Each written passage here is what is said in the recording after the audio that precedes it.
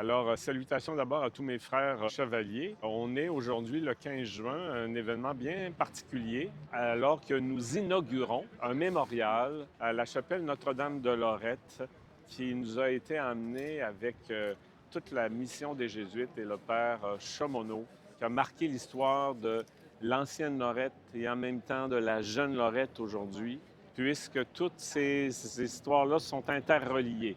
Bref, aujourd'hui, sur le site de la chapelle que le père Chamonneau a construite à l'époque, au fin du 17e siècle, eh bien, on va y déposer une statue qui nous vient de Loretta en Italie, en souvenir de ce qui a été fait à l'époque. Alors, c'est Notre-Dame, Notre-Dame, la maman de Jésus, avec toute une histoire qui s'enracine dans les événements même de la naissance du Christ.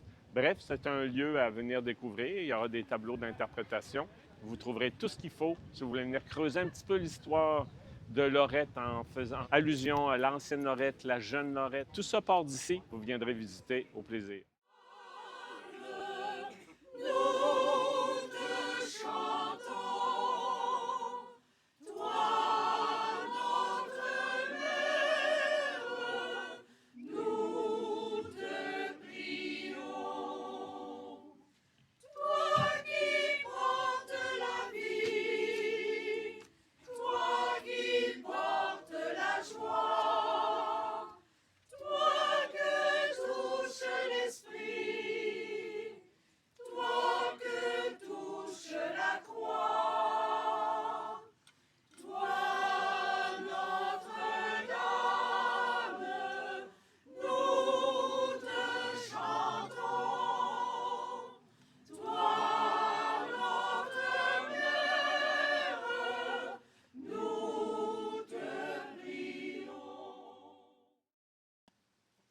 Donc, Monsieur le cardinal Cyprien Lacroix, Monsieur le Père Pierre Bélanger, supérieur des Jésuites, Monsieur le curé Mario Côté, ensuite de ça, Monsieur Michel Brison, président de la Corporation de la Chapelle Notre-Dame, Monsieur François Hudon, vice-président de la Fabrique Notre-Dame de l'Annonciation, membre du conseil municipal de la ville de l'Ancienne-Lorette. J'en ai vu tout à l'heure ici derrière, Mme Lorrain, M. Guérard, Mme Morissette, puis M. Dumaine qui sont avec nous ce soir. Salutations aussi aux membres du conseil 42-46 des Chevaliers de Colomb de l'Ancienne-Lorette, distingués invités. Bonsoir. Je voudrais aussi saluer M. Simon Veilleux, qui est notre responsable administratif et qui a beaucoup travaillé sur le dossier avec les gens de la corporation. Aujourd'hui, c'est un moment unique, soit la mise en place d'une statue de Notre-Dame de Lorette à l'endroit où même elle fut installée il y a 352 ans, après la fondation de la mission de Père Lorette. Elle fut en 1673 fut fondée la mission du Père Chamonneau et c'est en 1674 que fut construite ici même la chapelle Notre-Dame de Lorette, berceau de la mission du Père Chamonneau, avec la chapelle, avec le peuple Wendat, appelé historiquement les Hurons. C'est plus de 353 ans de belles histoires qui se perpétuent à l'ancienne Lorette, et même l'eau vient raviver l'histoire. Notre-Dame de Lorette a fait un long voyage pour arriver ici à l'ancienne Lorette. M. Brisson nous en a fait le récit tout à l'heure. Je dis souvent que pour savoir où l'on vient, il faut savoir, pour savoir où l'on va, il faut savoir d'où l'on vient. Et c'est justement un chapitre de notre histoire que la population pourra découvrir ce mémorial. Aujourd'hui, notre église, tout juste à côté, est le phare de toute communauté, tant au figuré qu'au sens propre. Avec le mémorial de Notre-Dame de Lorette, les générations à venir comprendront mieux d'où l'on vient. C'est magnifique de pouvoir perdurer dans le temps ce moment-là. Merci à chacun et chacune d'entre vous. J'écourte mon petit discours et soyons ravivés par cette pluie. On en a besoin. Merci.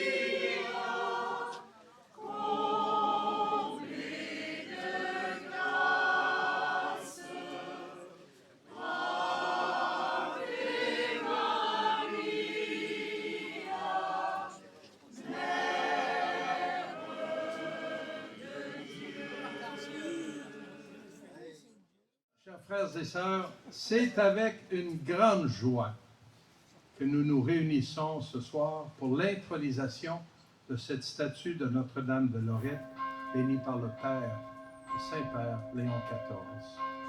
En ce lieu chargé d'histoire et de foi, fondé en 1674 par le grand géant et humble géant, le père jésuite Pierre-Joseph-Marie Chaumonot, missionnaire auprès des Premières Nations, nous allons introniser cette statue dans sa niche, sur le manteau de la Sainte Cheminée.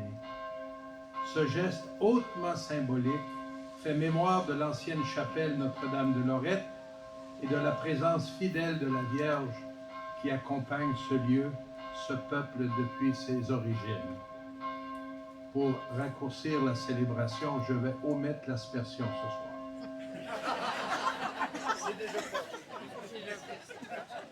Cette statue, mes amis, devient pour nous un signe vivant de la présence maternelle de Marie au cœur de notre histoire et de notre foi.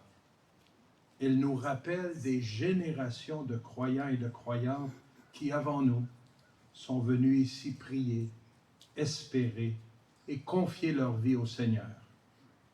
Que Notre-Dame de Lorette veille sur tous ceux et celles qui passeront par ce lieu. Qu'elle les conduise vers son Fils Jésus et qu'elle ravive en nos cœurs la foi, l'espérance et la charité. Une fois que j'aurai conduit avec mon frère, le Père Pierre, jésuite, à sa place d'honneur la statue de la Vierge, je ferai en notre nom une brève prière à Notre-Dame de Lorette. Après tout, nous sommes à l'ancienne Lorette et pas très loin de Loretteville.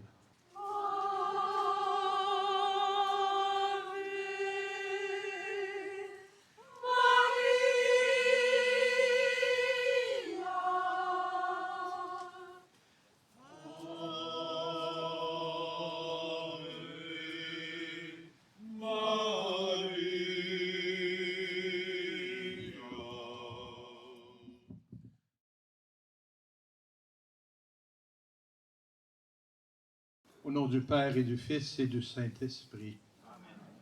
Notre-Dame de Lorette, mère du oui au projet de Dieu et reine des foyers, toi qui as veillé sur la demeure de Nazareth, porte ton regard bienveillant sur cette terre d'ancienne Lorette, où l'histoire a tracé des chemins de foi et de fraternité. Nous te confions la mémoire du Père Pierre-Joseph-Marie Chaumonot, lui qui, guidé par son amour pour ta sainte maison, se fit le pasteur, le frère et le protecteur des exilés. Accorde-nous ce même zèle pour consoler les affligés et bâtir des ponts de paix entre les cultures. Souviens-toi, Vierge Marie, de l'alliance partagée sur ce sol. Inspire-nous le courage des familles Huron-Wendat qui ont su préserver leur identité tout en accueillant ta parole. Et la foi laborieuse des premiers colons français qui ont défriché ces terres sous ton aile maternelle. Fais de nos communautés d'aujourd'hui des espaces de communion où la diversité devient une richesse et la mémoire une lumière. Comme dans la chapelle élevée en ton nom en 1674, que nos cœurs abritent toujours le Christ, notre paix. Notre-Dame de Lorette, priez pour nous. Amen.